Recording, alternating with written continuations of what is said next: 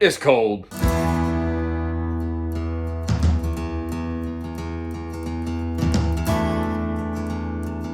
Hey everybody, Josh RV Nerd here at Haylett RV of Coldwater, Michigan with the big 355Pack14 Wolfpack back here.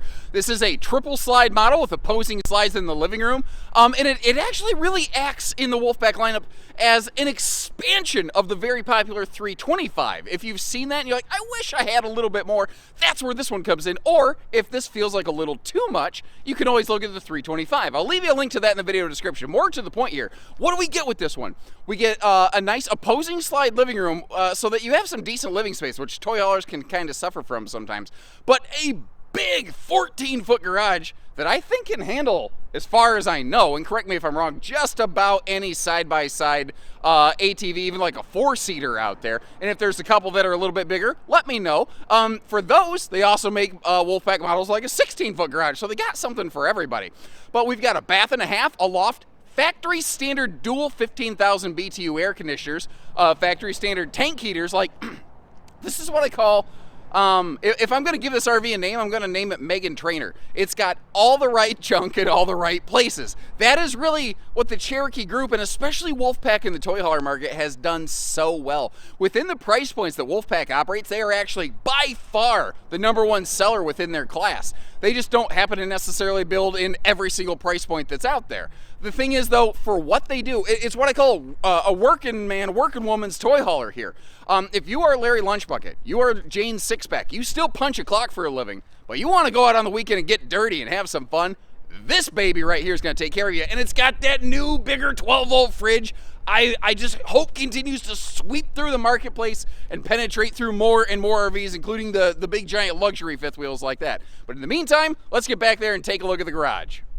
So when it comes to haulers, I actually like to start on the back side here. Now, we are parked right at the edge of the property where you see the grass embankment, and I am dangerously close to becoming part of the Roadkill Cafe menu over here today.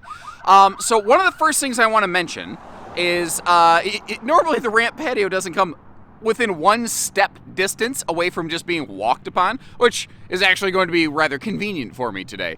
Wolfpack fifth wheels, you have the option of adding one of those rear step attachments onto the back of these ramp patios, and you will actually see that is something we typically do here at this facility. It is actually mounted up there on the wall. That is kind of the traveling position for it, so that it's up out of the way. It's not sliding and bouncing and jiggle banging around, technical term, and smashing into the pipes of your Harley or your Goldwing or your side-by-side or whatever, which is kind of nice.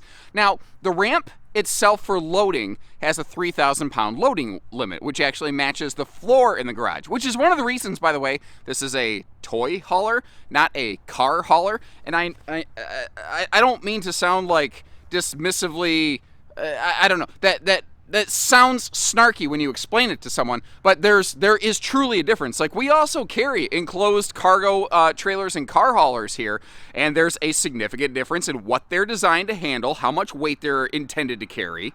And that's, people say, could I load a car in that? Well, probably not. Now, when it's in patio mode like this, it has a 1,500-pound load limit. If you find a way to put some pedestals or something under it, you can regain that 3,000-pound rating right there. Now, up top, we've got the LCI Insight backup camera. Those have recently gone through a significant improvement, so they're working much, much better for in-motion observation. You can see you've got the double roll-down, tent screen wall back here to proactively answer a question I predict will be coming. Wolfpacks do not offer one of those fancy schmancy 3 seasons walls. That's kind of where they stay in their lane a little bit. They know who they are and what they're not. It's a big toy hauler, and it has, again, all the main things you're going to need for a weekend, but it's not, I wouldn't call it a luxury kind of unit. Now, can I get some input from you guys on this? And if you appreciated that little screen door tidbit, by the way, at least hit the like button on the video or drop us a note that says thanks. So up top here, of course, we have the Happy Jack Power Bed Lift. And as you can see, we've got the, power sofa, bed, almost like theater simulated seating kind of jobs here on the sides. At this point in the RV world, do you guys basically understand what those things are? Do you need me to go through on every single wolf pack or toy hauler and show those things in every single different form and configuration they can come in? Or do you basically get it enough where if I do it once or twice on a couple of them here and there, and like leave you a link in the video description, is that sufficient? And I ask just because our videos run super, super long here. And by the way, fair warning, if you're motion sensitive, I'm about to point you straight up and I'm going to go slow so I don't make you sick. But the reason I ask that is just because it takes a ton of time to do that. And we cover so many videos here. We have so much content coming out.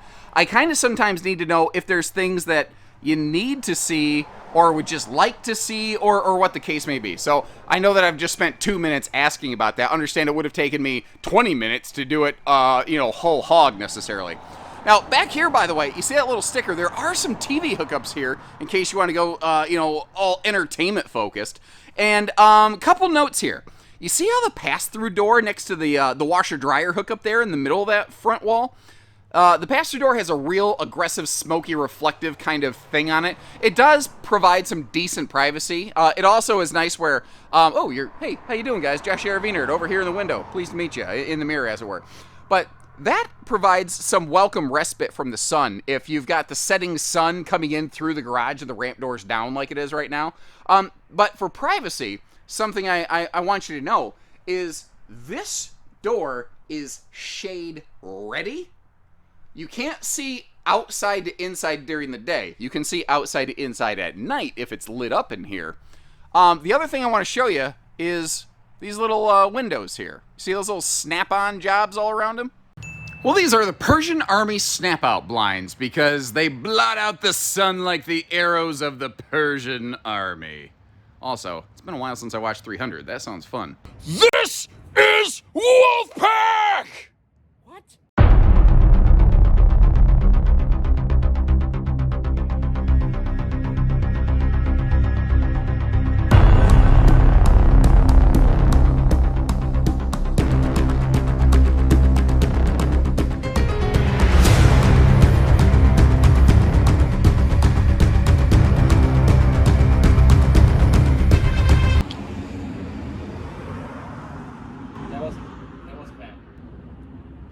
Yeah, I really should have thought of that. By the way, you know what this thing is? Well, you see how if that table leg is sitting down there between the benches and the dovetail, this table isn't exactly flat? Well, that's stupid. Well, you put the thing on it, flip it, and reverse it. Now we have a table that can actually sit level even down in the dovetail section. Like I said, all the right junk in all the right places. And as we migrate our way up from the garage area into the living space, we are greeted first with a big chunk of like panoramic door side windows. And you've got the big 3-seater party couch right here. It is a triple wall-hugging recliner, which is actually kind of cool. So what you can do, I mean, you can have 3 different people or, a family all kicked back on this thing relaxing for popcorn movie night. But frankly, it's long enough. You could have yourself a little nap-tastic afternoon right there, especially if it's raining outside, or if it's super duper sunny. You can always pull the zebra privacy shades here. As you see, you've got the fruit stripe zebra variety in the left-hand side on the big window there. We can still kind of see through it, but the opaque panels do give you privacy, or you can line them up like I've done on the right to give you full privacy. I don't like to do that in motion anymore because thankfully, folks watching these have said, when you do that, it can actually trigger a migraine, and I certainly don't want to be that guy. So if there's ever something I can do better, kind of like I was asking about feedback back in the garage, please let me know. I am all about constructive criticism. I don't have time for trolls, though. There is a difference, We're going to come back and take apart this kitchen, New Kids on the Block style, step by step. And I'm going to stop that right there. If that doesn't tell you what kind of generation of a child I am, I don't know what else will. Over here, entertainment. Let me take a seat at the sofa and give you kind of the point of view when you're coming inside, you're kicking your feet up on that recliner when you're like me and accidentally hammer fisting the zebra shades behind you and scaring the living crap out of yourself.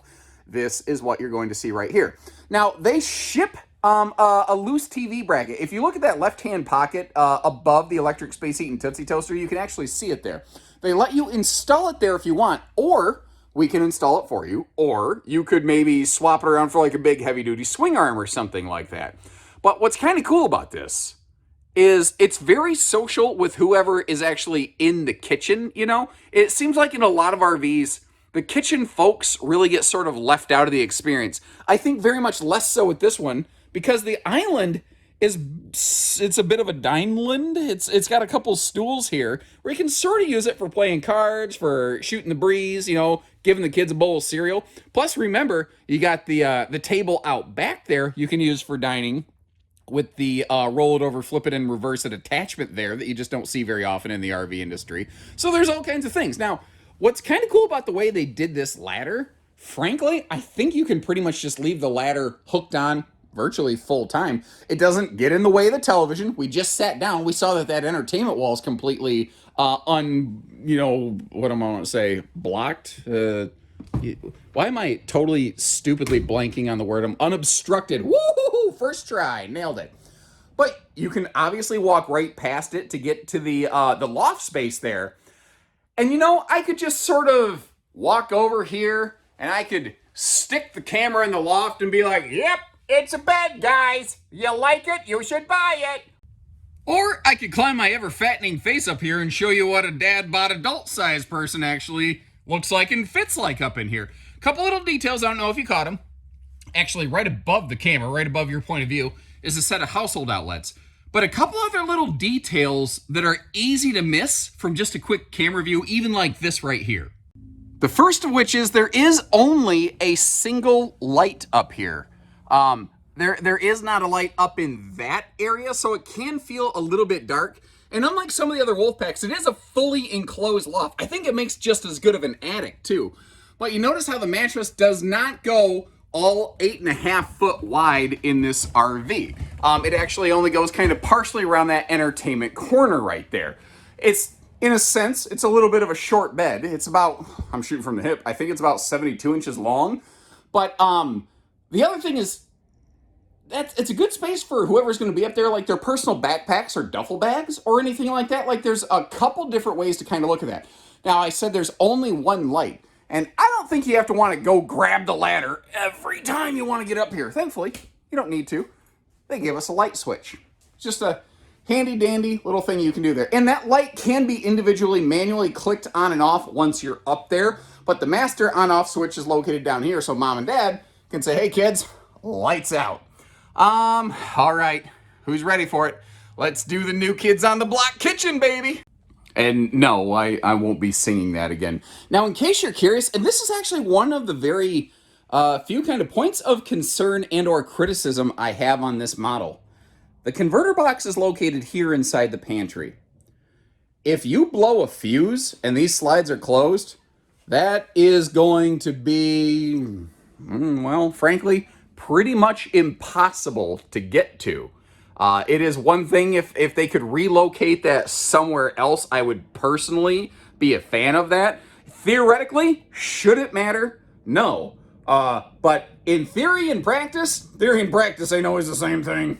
And then again, what we're looking at here, it's one of the main differences on this floor plan from the 325 little brother. This has a little bit bigger living space, a little bit bigger garage, a little bit bigger bedroom area. And one of the areas that you really see this RV flex its muscles is that larger, I think it's 15 cubic foot, 12 volt DC compressor fridge right here. Now the RV that we're looking at today is generator prepped. That is the standard build.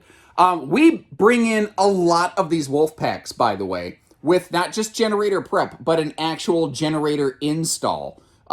So keep in mind when you check our website or you call our team, the RV you're looking at here could be a little bit different from what we have on hand. This is one available way to build these. It's not the only available way to build these.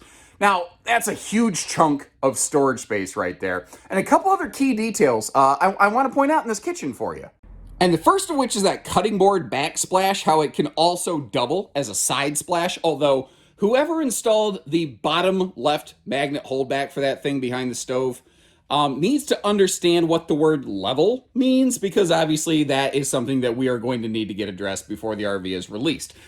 I've never claimed any RV is perfect. I've shared in this video things I like, things I don't like. I try to be very fair about our presentations. Even, again, going to that extra time and effort to, like, climb myself up into that loft and make a fool out of myself doing King Leonidas to kind of entertain you a little bit, but also to show you the extra details in this RV. And sometimes that means things that aren't exactly perfect. By the way, I'm sure people would have probably connected these dots, but those two stools are in the travel position right now. They're strapped down. They are intended to be used under that overhang. I'm thinking most people probably connected those dots, but if I didn't mention it, I don't want people to miss it. Now, this is all sealed edge pressed membrane counters, but did you notice, since the sink is against basically the bathroom wall, it allowed this entire thing to be nothing but, well, almost drawerage? Storage? Drawerage! It's drawerage.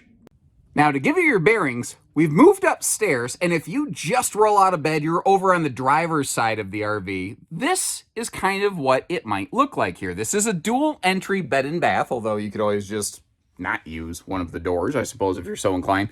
But this design allows them some huge floor space in here, which is something I like as a big clumsy klutz. It gives me plenty of room. And speaking of room, look at the space around the toilet. This one gets the job done. I mean, I don't know that it gets much fluffy friendlier than that. And this Wolfpack, actually a lot of the Wolfpacks, I think that their bathroom, like linen and toiletry storage, kind of sucks. This one does not, because it does have that little bit of extra room to play with. Now, up top here, you see we also have that bigger, like, XL vent fan. So, after everyone's taken a hot, steamy shower, you can make sure that air has really cycled out.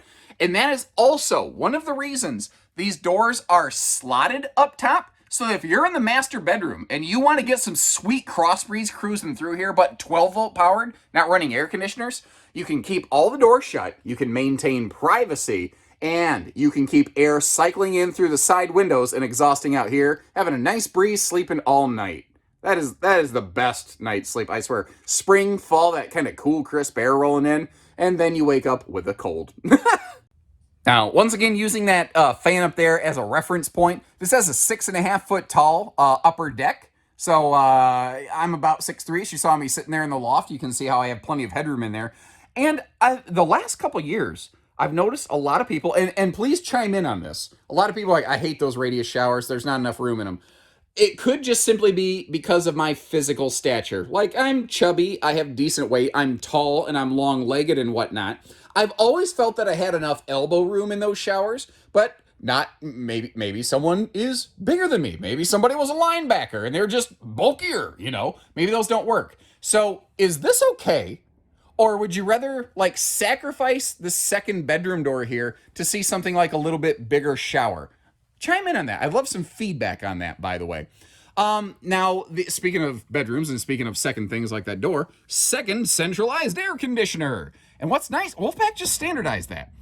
You don't have to option that anymore like you used to in years past. It's been that way for a couple seasons now. It's not anything new or revolutionary or anything like that. But what it means is this RV has a 30,000 BTU centralized cooling system, like an Eagle, a Montana High Country, a North Point, a Pinnacle, a Montana Legacy. This has the same total cooling capacity here. Now, taking a look at all the storage, that is another thing where this one really one-ups its brother, the 325 Wolfpack, because it has that full-on closet slide with the dresser space. But I love how they kept the window in there. And I tell you, I've got mixed emotions about what's going on under the bed here. The drawer space is kind of cool, but to get to the storage under the rest of the bed, it's a little tricky to kind of get in there. I suppose I'm not exactly going to put stuff like my silverware down there that I'm going to use every single day. No need for forks, spoons, and knives. But, I don't know. What do you think about it? I never thought I'd say this. I almost don't like those drawers. But at the same time, I feel like I'm going to get more easy daily use out of those drawers than worrying about the chest storage space that maybe you're going to keep like an extra sleeping bag down there, which, I don't know. Maybe I'm just overthinking it. And by the way, I said we'd talk about this bed. It's a king bed. And yes and no. It is a weird camp king. It's 70 inches wide. It's 74 inches long. Now, There's a ton of room at the bottom of this. If you wanted to go with a longer bed or get a 6-inch spacer block, so when you get to your destination, or actually, you don't even got to worry about it. You can just always have a block shoved in at the headboard of this thing. That is stuff you can do. Now, something that's not as easy to see, let me get you over here a little bit.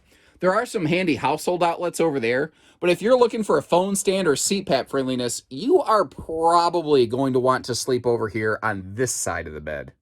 But as is the case with almost any fifth wheel toy hauler that has this layout or anything remotely like it, when we are traveling, we are basically only nap and crap accessible. We are not snacktastic in any sort of way, shape, or form. It almost looks like it, and maybe if you pull over somewhere, like you could get to the microwave. Obviously, you're going to want like the generator option or something for that. But you could theoretically get in here and maybe cook something on that stove. The sink is available. Both bathrooms and all of the sleeping remains accessible in transit. But unfortunately, that fridge door over here, and I'm gonna sneeze. Whew. All right, sorry about that. Pardon me. This refrigerator is so close. It's half an inch away from being accessible, but half an inch too much, unfortunately. What is interesting, though, is if you look back here, if you come in through that garage door, you see how the ladder can still be mounted right there? You could actually even still get to that loft if you need to make an overnight travel stop, which is like really, really rare, you know? So let's actually start with a little bit of myth busting on this, specifically regarding the construction. Something a lot of people don't know about these is that even though you've got that gorgeous high gloss fiberglass on this, this is a stick-built structure. It is not an aluminum laminated structure like, say, that Cougar, that Montana, that Eagle, that Rockwood, etc. down here. A lot of people look at that, and as long as we're doing the myth busting, let's also ask the question: does that make it worse? Does that make it not as good? And the answer is no. It just makes it different. You know, there's different benefits to different construction methods. They could maybe save a little bit of weight by going to a laminated sidewall, but 13,000 pounds for something this size, frankly, is, I think, still lighter than most people who make a big giant thing like this. It's a very often missed or misunderstood aspect of Wolfpack construction. Now, they don't have a tin skin version of these fifth wheels.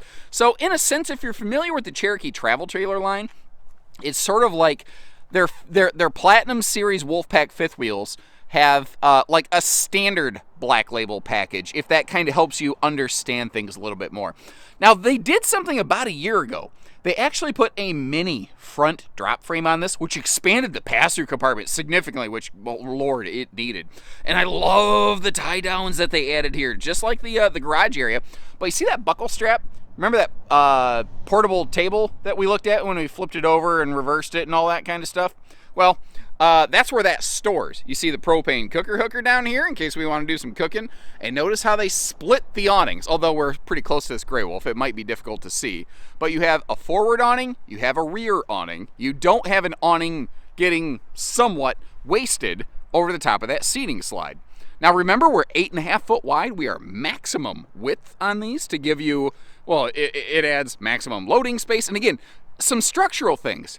When you have a wide body chassis, or a 102-inch wide body, as it were, you have to have a wide body chassis. Otherwise, the thing would just have way too much stress, too many outriggers sticking out too far. Long story short, I actually think the 102-inch wide body nature of this is awesome, not just for giving us the extra space, but for giving us a better foundation. There's nothing necessarily wrong with a 100-inch wide body toy hauler. There's plenty of very good ones out there, certainly. But what those are is actually an 8-foot chassis with the walls mounted on the sides of the floor. And that's where the extra, couple inches of body width is coming from. That's not what they're doing here. So the walls are always mounted on top of the floor, on top of the outriggers. Nothing is beside anything. You may have noticed this is generator prepped. This is the standard build on this. We bring these in. Ideally, if we had our way, we would have one in stock with and one in stock without the generator so that you could kind of pick. things have been going so quickly, we haven't had the opportunity to do that this year. But the generator they're using is not the standard Awning that most of the marketplace uses. And there's nothing wrong with that Awning generator, but this one is a little bit quieter. Comes with a cool key fob remote start. It provides clean inverted power to every household outlet in this RV. And one of the other really cool things about it is it has a pull start. So if your batteries are dead, you can make sure you can get that thing up and running and maybe salvage an otherwise really crappy time. Now, speaking of battery charge, something that's not really obvious here, we haven't talked about so far, is the juice pack that's on this one. Normally, it's a simple 50-watt little package to just help really keep the batteries going as much as we can. I have been outfitting these with the expanded juice pack, which admittedly only takes it up to about 100 watts. It's not the be-all, end-all of solar. But you know what it has done? It's allowed us to run all the lights, all the slides, all the awnings, everything that we've done today has all been based on that simple juice pack. It's a great battery tending package. Now, all that being said, I have not been running the refrigerator because there's no reason I really need to, right? Look at the reflectivity of that. Wow, look at that nerd, dork. But if you want to run that big 12-volt fridge, I mean, it works, but it will absolutely overcome that solar package without a whole lot of effort, really. If you are serious about doing a lot of boondock off-grid type stuff with this, expanding the solar package and especially having that generator option to always give you that get out of jail free card is something I just would highly recommend. I refuse to be one of those guys who's like, oh yeah, 100 watts of solar, you do everything you want this here, sir. Go ahead and sign your paycheck over, alrighty. Like, I'm not gonna do that.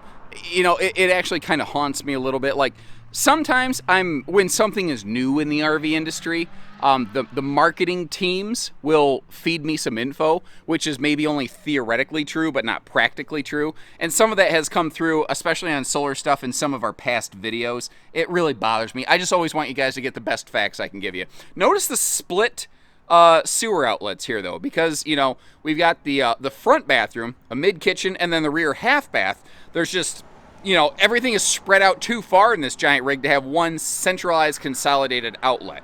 It's not my preference, it's just a necessity, unfortunately. You have a standard 30-gallon fuel cell on this, which is shared between the gen prep and the fueling station right there, so that you're not able to dual fuel this.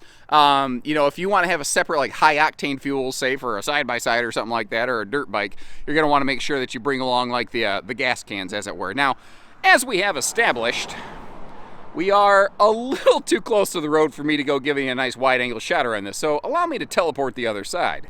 And this puts us back at the scene where the king kicked the Persian messenger off the platform into the infinite drop pit of doom, as you recall. I'm pretty sure that's how that went. You know, maybe some revisionist history in play there. Anyway, I talked about it. We looked at it real quick, but I thought I'd go ahead and drop down half of that wall. It does zip up and down the middle. If you notice, in the middle of the part that's down, there's kind of like a little window there. It's a little screen section, so you can keep the bugs out, still keep some airflow going. And again, we have split awnings. We've got a separate patio awning back here dedicated to this. And to me, this is where you're going to be doing the majority of your hangout time. This is where I'd keep that picnic table, which is actually where I meant to have it. I realized I must have already taken it and signed like an idiot. We have outside TV hookups here. And actually, remember how I said there's a TV bracket included you can put up in the living room? It matches this. So if you actually just want to have one screen and you sort of choose inside or outside entertainment, you can do that. Got ourselves a drunken Uncle Leash Latch over here in case Uncle Josh has one too many, which is one more than one, typically. I am a cheap date. And it does not have to be potent. I am an ultralight when it comes to drinking. But this right here, like sometimes people look at the steps up front. You've got those nice fold-out stable steps. Cool, right? But why not in the garage? And the answer would be because if you folded those steps into the RV, it might be interfering with, say, your load, whatever cargo or whatever thing you have in there. So they do stick with these fold-out steps right here. But what I like is they still give us the stability with the little LCI Sure Step drop-downs here, the solid stance steps. And frankly, I would really like to see more manufacturers offer these standard on traditional folding steps standard, because I think personally This is kind of a best of both worlds sort of thing, because it gives you a lot of the benefits of the stable steps there without needing to flip it in and out. And when the RV's in storage mode, like you can see sitting here, those steps stick out past the slide out of the RV. If you are trying to get the RV in storage, you may not be able to get those steps down. But these guys right here, down below the skirt line, you can almost always get those guys open. So as always, let me know what you like about it, let me know what you change, and remember I'm going to leave you a couple links in the video description where you can check pricing and availability. You can see the 325, the 365, some other Wolfpack models to kind of cross-compare if this isn't exactly the right model for you or if you want to make sure that it is. So we can always make sure we're going to help you find your second RV the first time around. We don't do hidden dealer fees, we just do everything else. So take care, stay safe, have fun, and happy camping, everyone.